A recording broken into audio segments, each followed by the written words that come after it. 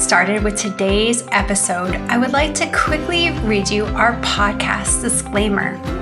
This podcast is for educational purposes only, and it is not to substitute for professional care by a doctor or other qualified medical professional. You should always speak with your physician or other healthcare professionals before doing any fasting, changing your diet in any way, taking or adjusting any medications or supplements, or adopting any treatment plan for a health problem. The use of any other products or services purchased by you as a result of this podcast does not create a healthcare provider-patient relationship between you and any of the experts affiliated with this podcast. Any information and statements regarding dietary supplements have not been evaluated by the Food and Drug Administration and are not intended to diagnose, treat, cure, or prevent any disease. All right, and now we'll get started with today's episode. Hi everyone, it's Megan Ramos here with another episode of the Fasting Method podcast. In today's episode, I'm going to be answering your questions. Now, you can submit a question by going to our show notes. There is a Google form link where you can fill out a survey letting us know what you want to know from me during one of these episodes. Our team goes through them every month and sends me a list of questions to tackle, and then we start fresh for the next month. So head on over, fill out that form, let us know what you want to know. Now let's get started. Question number 1 says, I have just started fasting and am struggling to extend my fast to 36 hours as I have 2 small children and we eat dinner together every day. Any tips? From Kristen in Germany. That's very cool. It's so neat to hear where we have listeners from all over the world. All right, tips for this. It is tough, especially when the kids are small. There's lots of food mess. There's lots of food left over. And it can be a time where it's really easy for parents to graze and perhaps graze on food that they wouldn't normally graze on. Actually, Jason once told me that the only time in his life that he actually really struggled with a bit of weight gain was when his kids were small. It just makes it really easy to snack with all those little food items lying around. Something that I recommend to parents at this particular time of day is 2 strategies. Number 1 is we really want to minimize stress going into dinner time. So even if you're commuting home from work, just sitting in your car once you park and taking a few deep breaths, big diaphragm belly breaths. I encourage people to breathe in for 4, hold your breath for a count of 7, and then exhale really slowly for 8. And do this a good 3 or 4 times. Lowering our cortisol, especially at a time of day when our body's actually a little bit depleted and struggling, this can really help suppress your appetite going into the home and trying to fast while the family is eating dinner. So we want to try to lower that stress. Other things that parents have had a lot of success with is stopping off at the gym, quickly walking around the block, calling a friend, listening to a comedy show or a comedy podcast on your drive home. Anything that really helps lower the stress is going to lower the appetite and make it easier to get through those family meals. Now, something that you can do at the meal to trick your brain is to have something like bone broth in a bowl and eat it with a spoon. A lot of parents actually do this because they're not 100% comfortable with their kids seeing them fast and skip meals. We all have our own reasons, and this strategy can often help, especially when kids are really young, because they don't necessarily understand. And young kids tend to eat a bit different than what their parents eat anyways. So they just think, oh, hey, mom and dad are having soup this evening. But when you actually have a bowl in front of you and you're using a utensil like a spoon, and you have that action of putting the spoon in the bowl, picking up a food item and putting it in your mouth, it can really trick your brain into thinking you are participating in that family meal. And it helps keep your hands from diving into other things that might be on the table. So 1, we want to try to lower stress any way we can. Now, if you're at home with your kids, this is tough. I'm currently at home with my little guy. And I'm lucky if I get 5 minutes to brush my teeth every day.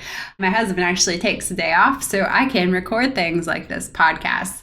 It's tough. I hear it for you parents and guardians who are at home with your kids. But even just going into the bathroom or while your kids are playing, just doing that 4-7-8 breathing a few times can really help. So we want to do that. And then we want to try to trick our brain by having that bowl and eating with a spoon. Something else that often helps is if you cut some fresh herbs and put them on top of the broth. That greenness then really can trick your brain and add different flavors too that make you feel like you're having a meal.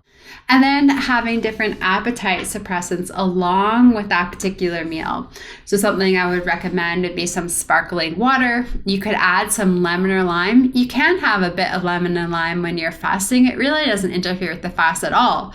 And it adds flavor. And you could have something like mint tea, which is a great appetite suppressant. So the sparkling water, the mint tea, good appetite suppressants. So you're tricking your brain, you're adding in different flavors, you're adding in appetite suppressants. It is one way to help get you through that meal. So I hope that this helps. In general, though, my best advice to parents is to do 248s versus 336s, unless you've been told by your fasting coach or healthcare provider that you need to cap things at 36 hours. I was actually giving a masterclass lesson the other day, and I talked about, why women who are perimenopausal should really try to do the 36 hours and how it relates to protein needs on your eating days. So there's a time and a place to do 36. But if you've not been told you need to do 36, then I prefer families to do 2 48-hour fasts a week, because then you're only missing dinner twice a week versus 3 times a week when you're doing the 336s. It definitely cuts things down drastically. And if your family is going to be eating leftovers because you're struggling to get through cooking, then it's only 2 nights of the week where the family is having leftovers, or it's only 2 nights of the week where you're navigating food prep earlier in the day or food prep for those 2 meals, or you're actually trying to prep food while you're fasting. So 248s, if you can do it, often work a lot better for parents than 336s. The next question says, I do intermittent fasting 5 days a week, a 36-hour fast, and no fasting the other 2 days. I feel fantastic, and the weight is coming off. However, my hair recently started thinning. I've heard this could be because fasting is a stressor to the body. I also work out 3 to 4 times a week and have 2 jobs, one of which is pretty stressful and high pressure. Is the weekly 36-hour fast too much for me? This is from Jane from Manchester. Well, Jane, I would take a look and see how much protein you're actually having on your eating days. Not your fasting days, those 36 hours, you're not getting any food.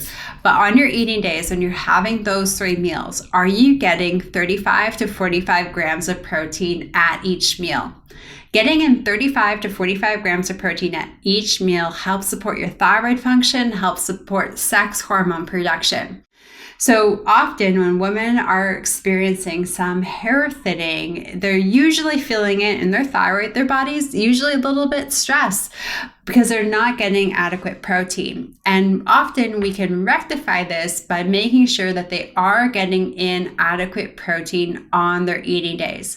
So you want to make sure that at each meal, when you're doing 3 meals a day, you're getting about 35 to 45 grams of protein. People often ask me, if they're an omnivore, should they count plant protein? You don't have to count it. It's bonus protein. You can keep things really simple. Use an app, Chronometer, MyFitnessPal, Carb Manager, and just focus on your protein and really trying to up your protein.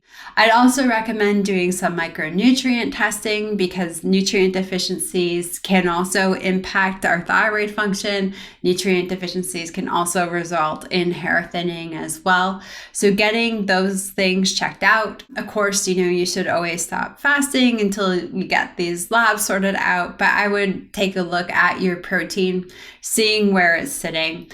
I was telling people, again, in a masterclass lesson the other day, that of all my coaching last year, only 1 woman was getting an adequate protein. So of all the women I worked with last year, one-on-one, only 1 was getting an adequate protein on their eating days. So when you're working with me and I'm your coach and I ask you to track your macros, it's not because I think you have hidden carbs in there or you don't understand what is a carb. Almost always it's because I suspect that the protein is not enough. And that's why we're struggling with fasting. We're struggling with losing weight. We're struggling with a lot of these side effects like sleeping issues and hair thinning. You got to take a look at the protein. And if you are struggling with something like this that indicates that protein might not be there, this is where I love a 36-hour fast. It gives you 3 meals, 3 opportunities to get protein. Now, when we have a meal, we just can't sit down always and eat 50, 60 grams of protein. Our body can't necessarily utilize all that protein, so it will get converted to glucose via gluconeogenesis.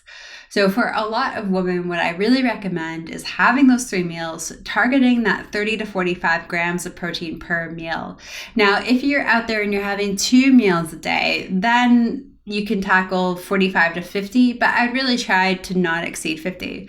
Now, I tell people not to stress about this. If you're at the most incredible steakhouse and you have this to die for tomahawk or ribeye and it's just huge and you go to town, that's fine.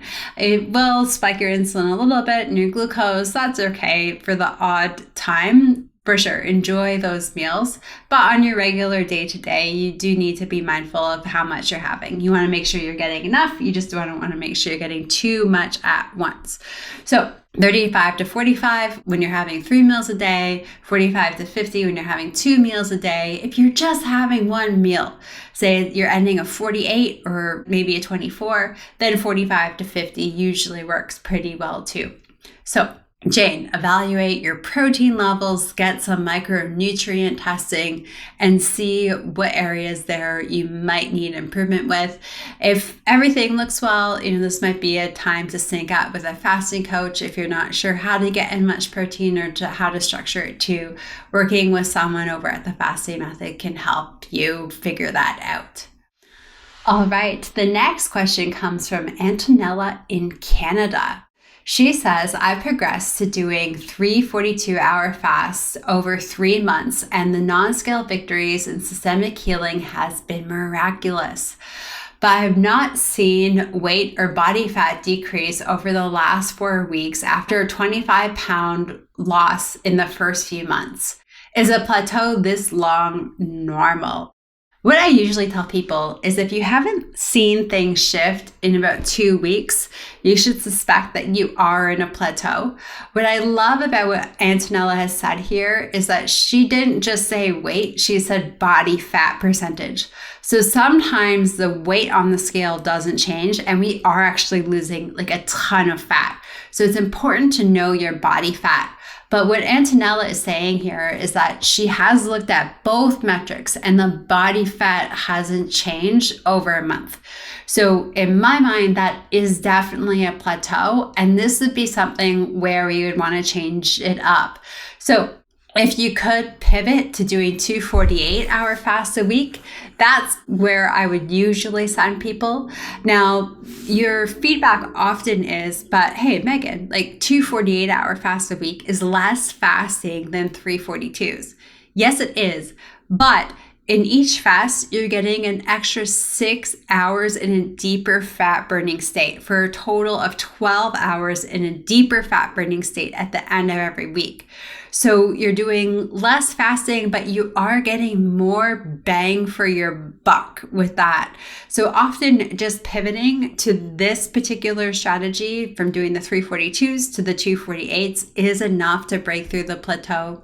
Sometimes we do find we might need to bust out a 72-hour fast or a 5-day fast. Of course, you always have to get permission from your healthcare team before doing any of these fasts. And we do recommend working with someone who's fasting savvy to help support you through these fasts. But often doing something a little bit longer can break through the plateau. I'm not quite sure what Antonella's fasting fluids look like, but you might want to take a look at things. Am I having heavy cream in my tea or coffee? How much of that am I having? Are there any training wheels that I could decrease or just save for when I really use them? And then we can always take a look at the eating days too. Have we eliminated snacking? Are we back to just having meals every day? How are we consuming things like dairy and nuts? Are we consuming them like garnishes at our meals, or are we consuming them like side dishes at our meals? Are we getting in enough protein when we are having eating days? So there are things you can take a look at on your eating days that can often help bust through a plateau as well if you're unable to fast more. So sometimes people say, hey, Megan, I want to keep going with the 342s. How can I keep going with the 342s? We take a look at those fasting training wheels and drop what we don't need, or just really reserve them for those times in the fast when we need them. We take a look at the eating days and we see where we can clean that up. Again, that's usually no snacking, making sure we're using nuts and dairy as garnishes only, or perhaps cutting them out for a month just to help get the ball rolling again. Really important to get the ball rolling again sometime is to cut out those nuts and that dairy, even when we're not using too much of it. But if we're still using it regularly, it can make a big difference. And then last but not least, making sure we are getting in adequate protein. Carrie from upstate New York is asking, would you recommend leaning heavily into fat fasting when initially trying to establish a pattern of therapeutic fasting? I'm finding it easier to do longer fasts, which are 24 hours or longer, when I fat fast beforehand, but I have some concern that this could have long-term implications. It almost seems like dieting. All right, so with fat fasting, you can use fat fasting for as long as you are comfortable using fat fasting, or until you get the desired effects of fat fasting. Now, if you're worried about long-term implications of doing fat fasting, you could pivot here and just do a low-carb or ketogenic diet. So what's the difference between low-carb and keto and fat fasting? Well, fat fasting is a very monotonous diet. You're only eating 1 or 2 meals on repeat, or just a couple of foods on repeat. The idea of a fat fast is a really, really monotonous diet. So if you're worried about that, you could flip to low carb or keto, and there's different ways to do it. There's ketogenic, which is very low carb. There's moderate low carb, and there's liberal low carb. So ketogenic's usually defined as less than 20 grams of carbs. Moderate's less than 50 grams of carbs, and liberal's less than 100 grams of carbs. So usually almost everyone can pick one of those buckets and fit into it without feeling like they're being too restrictive. So it just depends on where you're starting from. But even going liberal low carb can make an impact and can make it easier to do longer fasts. So that's something that I would take a look at if you're nervous about doing the fat fast. If you are nervous about doing the fat fast and it leading to unhealthier dieting mindset, like you've noted in your message, then I would really just maybe do liberal low carb and see if just cutting out the excess carbs and starches and processed and refined foods helps make fasting easier. It should. And it absolutely can. I mean, we work with all kinds of people who have all kinds of diets. And back when we had our clinic in Toronto, a lot of people did not even follow low carb diet. They would just fast. It was a complicated situation for a lot of individuals. We had a very diverse patient population, and that included a lot of socioeconomic diversity and health status diversity. So people sometimes were happy to stay on the standard North American diet, and we would still have them do therapeutic fasting, and they get great results. Would they get optimal results? Would it decrease all of their risks of severe health complications long term? No, but we could usually get them off of insulin and get them to lose a significant amount of weight still. So what you eat matters. The fasting can still help significantly, and people still get good results and are able to fast even on the standard North American diet just fine. But any improvement to the diet helps enhance that. So maybe something like paleo or Mediterranean paleo diet, or just even keeping things liberal low carb might help you not necessarily feel like you're being so restrictive and getting into that diet mindset. If you are interested in our fasting method community, Dr. Terry Lance, who's one of my fabulous co-hosts of this podcast, she's our resident behavior specialist. And in our community, she hosts 3 meetings a week on healthy mindset, healthy habits, and healthy emotions when it comes to eating. And this is for all members to attend. Everybody gets access to this every single week as part of their monthly membership. It's a great chance to talk to Terry and maybe work through some of these thoughts that you might have about these patterns, developing sort of a dietary mindset and that having long-term complications. This is something that comes up, I'm sure, in almost every one of the healthy mindset meetings, especially. And it's a topic that our community members love to support other people on and offer advice and strategies to, as well as have Terry's guidance during this session. My friend from New Zealand, I'm so sorry, I'm going to get your name wrong, but I believe it's Kurian. I hope that's right. I hope I'm not too far off. My apologies. Our good friend from New Zealand, though, says, I quit coffee a few months ago as it was affecting my sleep, and I would also experience extreme sugar cravings 1 to 2 hours after drinking it. Since stopping coffee, I have noticed similar effects with green tea and black tea. Plus, I also get the jitters and increased heart rate. More recently, I've been getting insomnia after eating dark chocolate. Clearly, I'm becoming more sensitive to caffeine. Is this common for fasters, or maybe this is age-related? I'm a 43-year-old woman. This is a great question. These are all great questions. You always all have great questions, but this is very different than anything else I think that's come in. So it is not common for fasters to develop more of a caffeine sensitivity. Some people metabolize caffeine very well, and some people metabolize caffeine very poorly. A lot of this is dictated by genetics, and it might be more evident to us now because we're becoming a lot more aware of what we're putting into our body and how we're feeling, whereas we kind of walked around in the dark for a long time without necessarily being aware of what we were eating and how it was impacting us, and always kind of feeling low and sluggish.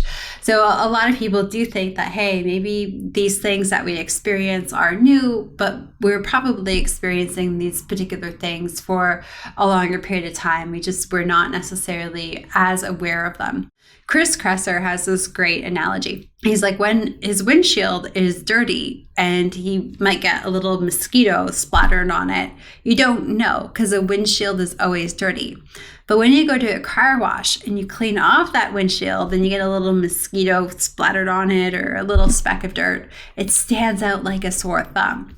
When our bodies are just not being fed the right food in the right way, and our systems are not feeling really good, if we do something like have dark chocolate in the evening, or we have tea or coffee and we don't respond well to the caffeine, we don't notice at that particular moment how unwell, because we already feel unwell. But once we do all these amazing things, start to feel great, and we introduce something that doesn't make us feel well, we really notice it. So whether it's this, or whether it's gluten, or whether it's dairy, these are things that repeatedly come up that we often struggle with due to other complications. With caffeine, though, this is almost always genetic, and it probably has affected you in the past, but because of your amazingly healthy lifestyle now, you're just noticing it a lot more. I feel for you. I'm so fortunate that I'm a phenomenal caffeine metabolizer, especially as a new mom. It is so important that I'm able to have that caffeine, and it would so suck not being able to have it. So I really, really feel for you. You might be becoming more sensitive to it as well as you approach perimenopause. You mentioned you're 43. I'm minutes away from turning 40. Going through perimenopause, I think, is one of the most challenging times in a woman's life. Postpartum, it's okay. It's not bad, but perimenopause, that is going to be tough. So there are hormone changes too that might exacerbate this a little bit, but just a little bit. So I do think that these issues with the caffeine were probably pre-existing. You've made the right choice of cutting it out. We either process it really good or really poorly. This is where doing something like 23andMe with a health analysis can be cool. You can actually learn whether or not you're a good coffee or caffeine metabolizer from it. But I wish you well, my friend. There's so many great herbal teas and concoctions to try out. I would definitely check them out, and hopefully over time you just feel so good not being on the caffeine that you don't miss these items. All right. And our next question comes from Natalia from Los Angeles. I have been fasting for almost 2 years, alternate daily fasting. I notice it takes longer for me to digest meals now versus before I started fasting. Is this normal, and does it mean that it takes me longer to get into a fasted state now? This is a complicated question, my friend. I would love to do a deeper dive into this to learn about what it is that you're eating and how your diet might have changed from before you started fasting until now. So something that happens is we follow the standard North American diet and we don't feel well, and we discover fasting, nutritional changes, and we tighten up our diet and we lean more into healthy natural fats and protein, which are more difficult to digest. There's a whole variety of reasons too why it could be more difficult to digest. The really common one is just having some low stomach acid. So a lot of people take beta-catenin HCl and pepsin to help digest proteins and fat. I know I had to do that for a while when I switched my diet. So fasting, it can slow down the production of digestive enzymes, but it's usually only short term. So if you've been doing this for 2 years, I don't necessarily think that fasting is the culprit here. It would be interesting to get your digestive enzymes taken a look at, getting your stomach acid taking a look at, just seeing if we are in good shape on that front, taking a look at what you're eating, looking at your nutrigenomic status. Are you eating a diet that's optimal for your body to digest and to process, and go from there? Doing some organic acid testing too could also be beneficial. So this is a little bit complex. There's a lot of different routes you could go. We'd love to help you navigate it over at the fasting method, but I would think about how your diet has changed if you've leaned more into fat and protein, and start to take a look at what are your digestive enzyme levels, what's your stomach acid level, and you might need some support. In general, if people have true deficiencies, then absolutely take digestive enzymes, take beta-catenin HCl, take ox bile if you need it. If you might not have a gallbladder, you might need to lean into some of these things more long-term. If there's nothing, sometimes taking digestive bitters short-term can help with the digestion and the symptoms you're experiencing. It'd be really interesting to know what type of symptoms you're experiencing that makes you notice the slow digestion of meals as well. And I also really recommend nutrigenomics testing. So there's all different ones out there. I've personally paid for out of my own pocket. I don't have a relationship with this company, but the DNA company. So I've done it. I've had my husband do it. I've had my best friend do it. I've had a handful of clients who are willing to do it. I'm learning what kind of foods your body and your genetics have more in common with that can help. But in general, fasting should not slow down the rate of digestion. Fasting can sometimes cause the thyroid to be a little bit sluggish, especially if you're not getting enough protein on your eating days. The thyroid gland often controls the speed of digestion, or the digestive tract. So that's separate from the digestive juices. So you could always get that taken a look at with your healthcare practitioner, making sure you're getting enough protein to support that, taking a look at your selenium and iodine levels, taking a look at your iron stores. All of these things really impact thyroid function and the conversion of inactive to active thyroid hormone. So taking a look at the whole thyroid picture can sometimes be helpful as well. All right, the next question says, I need help with keto breath. This is from Angel in Indiana. I've tried drinking more water, mouthwash, tongue scrapers, food grade hydrogen peroxide mixed with water, no change. It makes me gag so much. I just want to make it stop. The only thing I haven't tried is oil pulling. I can't find an oil pulling guide on your site that is referred to in the side effects and remedies quick guide. It is its own quick guide. Angel, if you email info@thefastdaymethod.com, I will make sure we send the oil pulling guide directly to you.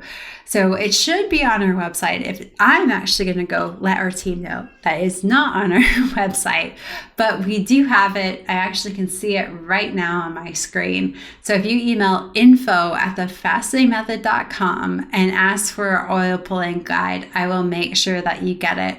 But oil pulling can really help. Sometimes though, I got to tell you, my friend, that the keto breath is there. I mean, it means that you're burning body fat, and that's great. So, all good things do come with some baggage, and this is one of them. You get great fat loss, but then you get bad breath. Drinking mint tea too is something that a lot of our members have said helps them out tremendously and makes them feel less self-conscious when they're interacting with others or clients, coworkers. So drinking mint tea, but oil pulling, it does help. It takes some time. Jason would often encourage people to, you gotta maybe brush your teeth several times a day instead of a couple times a day. It can be really rough, I hear you. And good news is it will get better with time. Some people, it takes more time. So try that mint tea. We'll get you that oil pulling guide to help you get started. All right, everyone, thank you so much for joining me for another episode of the Fasting Method podcast. Until next time, happy fasting, my friends. Bye for now.